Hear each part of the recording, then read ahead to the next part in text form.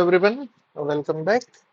અને આજથી લગભગ 20 દિવસ બાકી રહે છે આપણી ક્લાસ 1-2 ની મેઇન્સના. સો વિલ બ્રીફલી ડિસ્કસ કે છેલ્લા દિવસોમાં તમારે શું ધ્યાનમાં રાખવું જોઈએ ખાસ, અને અપાર્ટ ફ્રોમ ધેટ કે કઈ વસ્તુઓ કરવી, કઈ ન કરવી, અને કઈ રીતે પોતાની જાતને પકડી રાખવી. I know this time is very difficult and volatile for all of us. બરાબર. ધ રીઝન બિંગ કે તમારી વર્ષોની મહેનત છે. બરાબર. વર્ષોથી તમે જે મહેનત કરી રહ્યા છો અને યુ ફીલ લાઈક કે this is the time where you need to perform. બરાબર. તો પહેલા કેટલીક વસ્તુઓને આપણે ડૂઝ અને ડોન્ટ્સ થી જ ચાલુ કરીએ. બરાબર. ફટાફટ. જો પહેલી વસ્તુ કે ઘણી વાર આપણને એવું થાય ને કે મારે બહુ બધી વાર રિવાઇઝ કરવું છે. બરાબર. કે હું બધી વસ્તુઓને યાદ કરી લઉં, રિમેમ્બર કરી લઉં તો જ મને થશે. મને વાંચેલું એ જ બધું એક્ઝામમાં આવશે. બરાબર. જો મેં આ ટોપિક કે આ વસ્તુ 2-3 વાર રિવાઇઝ નહીં કરી કે વાંચી નથી તો એ મને એક્ઝામમાં નહીં થાય. Where this is where you are making a very big mistake. મેં ઘણી વાર સેમ વાત કીધી છે, આજે ફરી કહું છું કે હંમેશા યાદ રાખો કે તમે કેટલી વાર વાંચો છો એ પણ મેટર નથી કરતું. કેટલું વાંચો છો એ પણ મેટર નથી કરતું. Ultimately what matters, what remains with you in the exam is basic understanding. અને હંમેશા યાદ રાખજો, બહુ બધી પ્રેક્ટિસ કરવી કે એ બધામાં જવું, મલ્ટિપલ આન્સર રાઇટિંગ, એક થંબ રૂલ જેવું બાંધી લો. છેલ્લા 10 દિવસમાં, લાસ્ટ 10 days કોઈ ફૂલ પેપર ના લખે. મારી એડવાઇસ છે. બરાબર. ફૂલ પેપર આન્સર રાઇટિંગ જો તમે કરતા હોવ તો પણ એટલીસ્ટ લાસ્ટ 10 days ના કરતા. એના રીઝન્સ છે. જુઓ કે જ્યારે તમે આન્સર રાઇટિંગ કરો ને, અત્યારથી બધા 2-2, 5-5 આન્સર જેટલા લખાય એટલા લખવા જોઈએ. 5 is I think sufficient for a day. બરાબર. વધારે કરો તો પણ ચાલશે, પણ ઓવરકિલ ના કરતા. પણ થશે શું કે એક્ઝામના જો 10 દિવસ બાકી હશે અને જો તમે આન્સર રાઇટિંગ કર્યા, અમુક તમે આન્સર સારા ન લખાયા, આખા પેપર ન પત્યા, so you will create a pressure for yourself. બરાબર. અને એને લીધે તમે પોતે ભલે સારી હાલતમાં હોવા છતાં તમે પોતાને એક નેગેટિવ ડાયરેક્શનમાં નાખી દેશો. અને હંમેશા યાદ રાખજો, exam is not about what you have read, but it is how confident you are about your reading. બરાબર. હું વારંવાર કહું છું, આજે ફરી કહું છું, the exam does not test કે તમે કેટલું વાંચ્યું છે અને તમને ક્યાંથી આવડે છે, નથી આવડતું, etcetera. It is having so many unpredictable એક્ઝામમાં. અનપ્રિડિક્ટેબલ સર્કમસ્ટાન્સીસ બધાને આવે, અનપ્રિડિક્ટેબલ ક્વેશ્ચન્સ ફેસ કરવા પડે. બરાબર. અને જે વસ્તુ તમે રેગ્યુલર અને રૂટીનમાં ફેસ કરતા હો એના કરતા પણ ભલે ઘણીવાર એવું પણ થાય કે તમે એક્ઝામમાં જે સવાલ જનરલી એડ્રેસ કરો છો, બરાબર, એ નોર્મલ ડેમાં તમે સારો લખી શકો. પણ હંમેશા યાદ રાખજો કે વોટ વિલ મેટર ઇઝ કે on the day of exam exactly how you perform that will make it or break the things, right? So હંમેશા શું યાદ રાખવાનું છે કે આ એક્ઝામ એ રીડિંગની એક્ઝામ નથી. આ એક્ઝામ છે એ કોન્ફિડન્સની એક્ઝામ છે. અને તમે રીડિંગ તમારે એટલે કરવાનું છે કારણ કે તમને કોન્ફિડન્સ આવે. બરાબર. પ્રોબેબલી અત્યાર સુધી તમે ઘણું બધું સારું વાંચી લીધું હશે અને ક્યાંક ને ક્યાંક ઘણી વાર આપણને એવું થાય કે રિસેન્ટ ટાઈમમાં મેં રિવાઇઝ નથી કર્યું તો કદાચ રિકોલ નહીં થાય. This is the third thing કે જે તમારે નથી ટ્રાય કરવાની, વિચ ઇઝ રિકોલિંગ. ઘણી વાર આપણને કેવી ટેવ પડી ગઈ હોય કે ફોર એક્ઝામ્પલ હું કઈ વાંચું છું, બરાબર, એડિટોરિયલ સાંભળું છું કે કોઈ ટોપિક જોઉં છું કે ડિઝાસ્ટર મેનેજમેન્ટ પર કોઈક વસ્તુ વાંચું છું, બરાબર, કે અર્બન ફ્લડિંગ પર એક આર્ટિકલ વાંચ્યું છું ને એમાં 4-5 ડાયમેન્શનની વાત કરી છે. સો ઘણી વાર આપણે શું વિચારીએ કે એ એડિટોરિયલના ફોર્મમાં ચાલુ હોય અથવા તો બુકમાંથી કે પીડીએફ માંથી આપણે વાંચતા હોઈએ તો આપણને કન્ફ્યુઝન કેવું થાય કે એને 5 એંગલ કવર કર્યા છે, મારે આ 5 એંગલ કવર કરવા જ જોઈએ તો જ આ આન્સર હું સારો લખ્યો એવું કહેવાય છે. ઇન રિયાલિટી એમાંથી 2 કે 3 તમે લો અને એને જસ્ટિફાઈ કરો એ વધારે જરૂરી છે રાધર દેન ગિવિંગ સો મેની વેરાયટીઝ. બરાબર. 5 હશે, તમે કોઈ પણ 4 લખશો, એને 5 કીધી, એના સિવાયની 2 નવી બનાવશો ને એને કીધેલી 1-2 રહી જશે, કોઈ જોવા નથી આવવાનું. અને યાદ રાખજો, એક્ઝામિનર જોડે જનરલી કોઈ ફિક્સ બેન્ચમાર્ક નથી હોતા.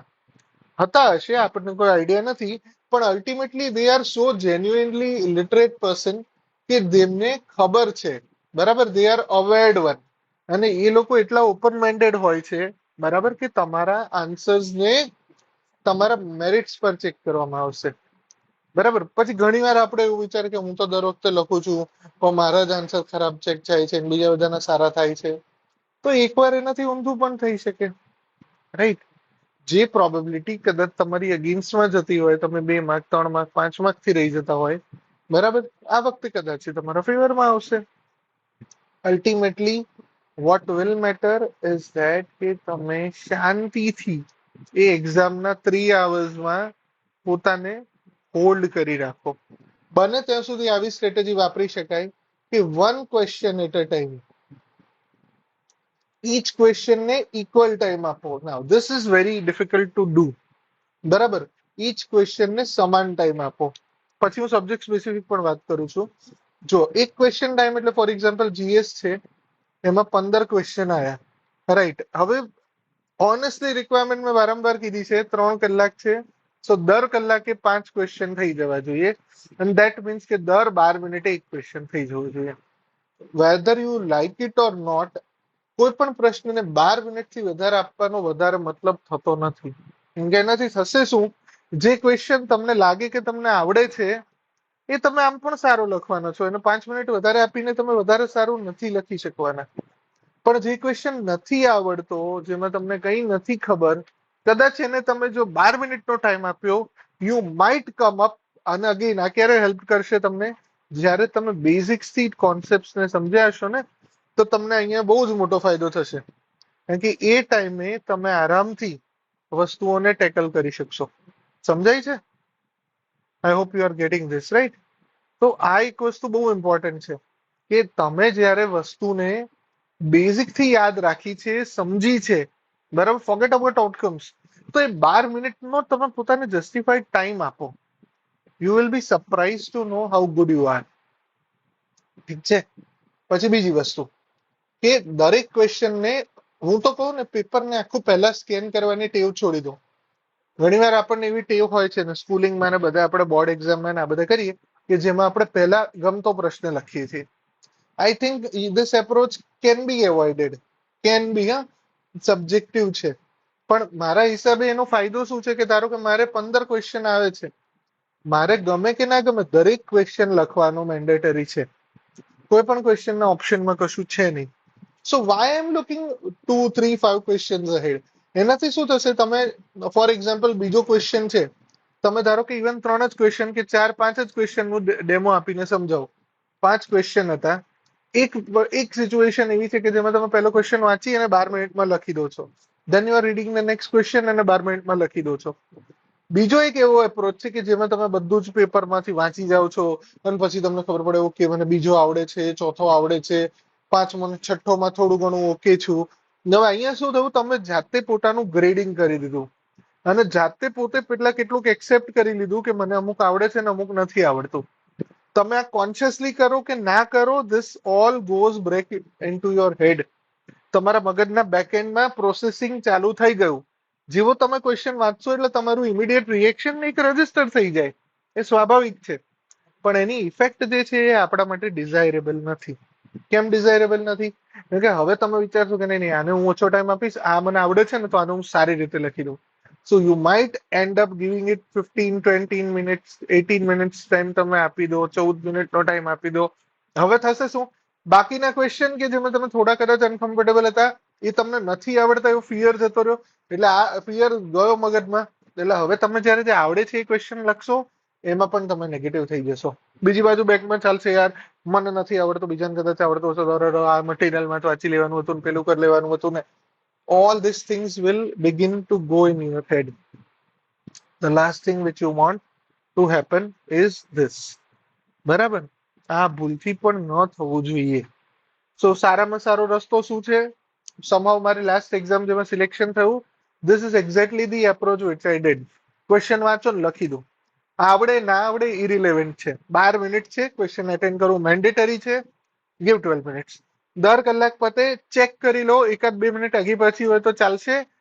મેક શ્યોર કે 2 કલાક પતે ત્યારે એટલીસ્ટ 9 ક્વેશ્ચન લખાઈ ગયા હોય. અને તમે મિનિમમ 10મો ક્વેશ્ચન લખતા હોય તો ચાલશે, અધરવાઇઝ રશ કરીને પણ પેપર પૂરું કરજો. બરાબર. Always make this a thumb rule. Question પેપરમાં કશું પણ બાકી રહ્યું એટલે this is an inevitable disaster which you have invited yourself into. બરાબર. ભૂલથી પણ પેપર બાકી ન રહેવું જોઈએ. સાદી સિમ્પલ એક જ વાત. બરાબર. કોઈ પણ પેપરમાં એક પણ આન્સર અનએટેન્ડેડ બાકી રહેવો ન જોઈએ. બરાબર. બીજી વાત, ઘણા લોકોને આવું રહે કે મારી સ્પીડ નથી આવતી, કે હું એક્ઝામમાં લખી શકીશ કે નહીં લખી શકું. અહીંયા હું કહું છું ટ્રસ્ટ યોરસેલ્ફ. મારું ગુજરાતી રાઇટિંગની સ્પીડ ઘણી જ ધીમી છે, તેમ છતાંય જ્યારે મને ખબર હોય ને એક્ઝામમાં, અને ઓલવેઝ બધાને ખબર જ હશે ગુજરાતીનું પેપર હંમેશા લાંબુ પડે છે અને સૌથી અઘરું હોય છે ગુજરાતી ફિનિશ કરવું. બરાબર. એટલે પ્લીઝ બધા પેપર પૂરા લખજો. બરાબર. અત્યારે કોઈને પ્રેક્ટિસ કરવી હોય તો એક બે પેપર લખી શકો, બાકી હું તો ના જ પાડું છું. કલાક કલાક પોતાને વાત કરો, ચાલશે. Right. But otherwise don't overdo yourself. પોતે 4-5 આન્સર લખો રોજના, ખુશ થઈને લખો. એકાદ ફોર્મેટ લખી દો, એક ઇંગ્લિશની ફોર્મેટ લખી દો, સેમ ટોપિકની ગુજરાતીની ફોર્મેટ લખી દો, 2 GS ના આન્સર લખી દો, 2 કે 3 દિવસ થાય એટલે એક એસ્સે લખી દો. I think this things are more than sufficient. બરાબર. શાંત થઈને ટેકલ કરજો, ઇટ વિલ હેપન. અને પ્લીઝ નંબર ગેમ પાછળ ના ભાગતા. Another don'ts number game. અરે બાપરે, 10,000 લોકો છે અને 10,000 લોકોમાંથી ખાલી 1500 લોકો મેક્સિમમ સિલેક્ટ થશે. હાય મારો વારો આવશે કે નહીં આવે. 1:6 ના રેશિયોમાં એક સિલેક્ટ થશે ને 5 બીજા રિજેક્ટ થશે. મારો નંબર આમાં આવી ગયો. તો this kind of negativity will create a problem. Right. So make sure કે આ રીતે ના વિચારો. તમે એવું વિચારો, ઓહો 1500 લોકો થશે ને, આપણે એમાં તો આવી જ જઈશું. Right. Trust your ability, trust your work, trust your understanding, because this is what you are built. બરાબર. આ તમને રાતોરાત નથી મળ્યું, તમે આના માટે બધાએ મહેનત કરી છે. Every person who are writing this main has some level and has some credibility. બરાબર. પોતાના પર એટલો તો ભરોસો રાખી શકાય. ઠીક છે. So this is another don't, કે નંબર નહીં કરવાનું. બરાબર. ધેન મેં આગળ પહેલા વાત કરી હતી કે ફૂલ આન્સર રાઇટિંગ ના કરતા, અને ચેકિંગના ચક્કરમાં ના પડતા. બીજાની જોડે ચેકિંગ કરાવું, મારી ભૂલો રેક્ટિફાય થાય નહીં. સેલ્ફ ચેકિંગમાં જાઓ, કે ત્યાં કદાચ તમે થોડી વસ્તુ પોતાને બચાવી શકશો. અને સારામાં સારો એપ્રોચ એ છે કે લાસ્ટ 20 ડેઝ છે, બરાબર, એમાં તમારું શેડ્યુલ કંઈક આવું હોવું જોઈએ. 2 સબ્જેક્ટને એટલીસ્ટ 1 to 2 hour વાંચો, અને આને કોરથી વાંચો, અને feel it like you are reading a novel. Forget the કે એક્ઝામ છે ને મારે બધું વાંચવાનું બાકી છે ને કશું નહીં, કે બહુ કામમાં નહીં આવે. એન્જોય કરી લો, કદાચ હેલ્પ થઈ જાય. Right. So 2 to 3, maybe 3 to 4 hour તમારા દિવસમાં અહીંયા જશે. એટલીસ્ટ 1 to 2 hour તમે લખો અને આન્સર રાઇટિંગ રિલેટેડ વાંચો. બરાબર. લખવાનો એક કલાકમાં તમે 2 ફોર્મેટ લખો એટલે ગણો ને, 12 દુ 24 મિનિટે 2 GS નો ક્વેશ્ચન લખો 24 મિનિટે, અને બાકીના ટાઈમમાં એ જે લખ્યું છે ને એને રિલેટેડ તમે ફર્ધર વાંચો. એનાથી ફાયદો શું થશે, તમને ખબર પડશે કે ઓકે આ ટોપિકની ડિમાન્ડ આ છે, આમાં આ થઈ શકે ન થઈ શકે. બીજાના મોડેલ આન્સર પાછળ ના ભાગતા, કોઈ ટેસ્ટ સિરીઝ ના જોતા. જો હજી સુધી નથી જોયું તો કઈ જવાની જરૂર નથી. પાસ્ટ પેપરમાં લાસ્ટ ડીવાયએસઓ ના પેપર્સ છે, બરાબર, એને જોઈને તમને થોડું ઘણું આઈડિયા આવી ગયો હશે. હજી મેં જોયું નથી, but once will have a time તો આપણે એને ઓવરલુક કરીશું કે કઈ રીતે અહીંયા તમને પ્રેક્ટિસ કરવાનો મોકો મળે છે. અને જીપીએસસી લોજિકલ સવાલ પૂછે છે. મીન વાઇલ યુપીએસસી મેઇન્સ પતી ગઈ છે, અને યુપીએસસી મેઇન્સ ના ક્વેશ્ચન્સ તમે ખાસ જોઈ લેજો. લાસ્ટ 2 યુપીએસસી મેઇન્સ, બરાબર, 2-3 જોઈ લેશો. આઈ થિંક ઘણા બધા સવાલમાં તમને હેલ્પ થશે. બરાબર. કરંટ અફેર પાછળ એક્સ્ટ્રા ટાઈમ ના આપતા.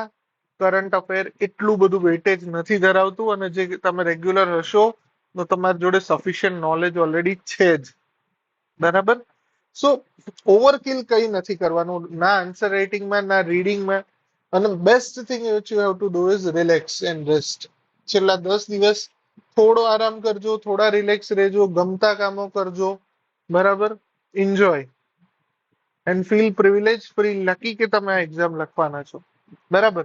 હવે અમુક ટોપિક રિલેટેડ થોડી થોડી વાત કરી દઈએ. ગુજરાત રિલેટેડ ઇન્ફોર્મેશન આપણને ક્યાંથી મળે?